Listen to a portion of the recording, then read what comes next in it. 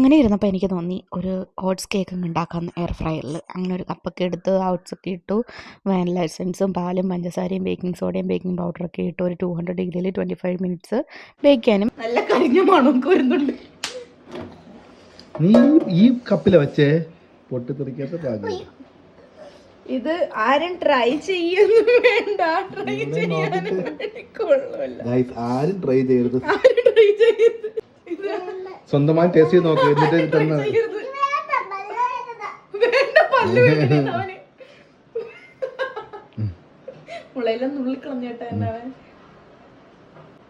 ബുത്തിനെ ഊതി ഊതി കുടിക്കാനാണ് ഇഷ്ടം.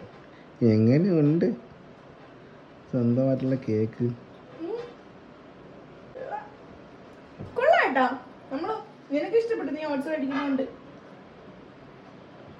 ഉപ്പുമില്ല മധുരവും ഇല്ലേ?